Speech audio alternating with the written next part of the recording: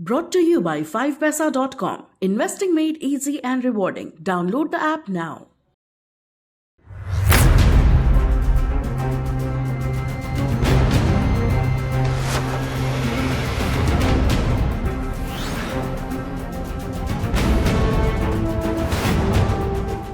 इस बार के बजट में टैक्स पेयर्स के लिए सरकार कई तरह की राहतों का ऐलान कर सकती है। इन राहतों के पीछे सरकार की मंशा ज्यादा से ज्यादा टैक्स पेयर्स को एक नए टैक्स सिस्टम से जोड़ना है।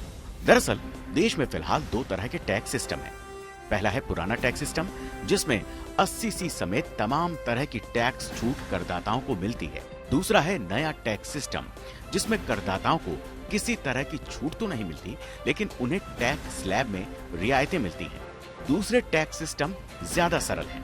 इसमें टैक्स पेयर को आसानी होती है, लेकिन टैक्स छूट के मामले में अभी भी पुरानी प्रथा ज्यादा फायदेमंद है, जिसके चलते लोग नई प्रणाली में आने से बचते हैं।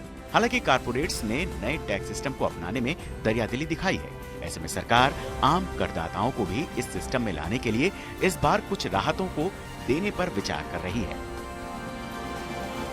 अगर सरकार आने वाले बजट को और इन्फ्लुएंशियल बनाना चाहती है तो मुझे लगता है सरकार को 80 की डिडक्शंस सारी नए टैक्स रिजीम में भी इंट्रोड्यूस करनी चाहिए। स्पेशली 80D की डिडक्शन इंट्रोड्यूस करनी चाहिए, जिससे से ज्यादा लोग मेडिकल इंश्योरेंस करवाएंगे, जिससे वह अपने आप को कोरोना जैसी महामारी से फाइनेंशियली प्रोटेक्ट कर सकते हैं।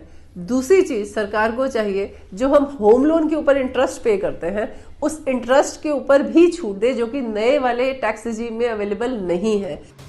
इस बार के बजट में इनकम टैक्स की नई व्यवस्था को लोकप्रिय बनाने के लिए इन नियमों में बड़े बदलाव किए जाने की संभावना है। इनकम टैक्स की नई व्यवस्था में कुछ शर्तों के साथ होम लोन के ब्याज पर टैक्स छूट दी जा सकती है। स्टैंडर्ड डिडक्शन का फायदा भी नई टैक्स व्यवस्था के तहत दिया जा सकता है। कोरोना में हेल्थ पर लोगों का खर्चा बढ़ा है। ऐसे में नई टैक्स व्यवस्था के तहत मेडिक्लेम प्रीमियम पर भी टैक्स छूट मिल सकती है।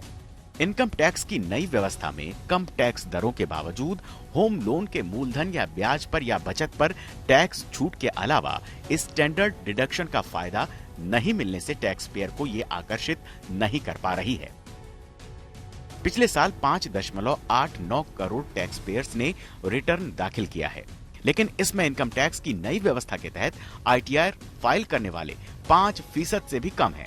ऐसे में अनुमान है कि नई व्यवस्था को आकर्षक बनाने के लिए सरकार बजट में बड़े बदलाव का ऐलान कर सकती है। अब देखना यही है कि सरकार किस तरह की रियायतों के साथ नई टैक्स प्रणाली को ज्यादा आकर्षक बनाती है, जिससे लोगों के लिए इसका चुनाव करना आसान हो जाएगा।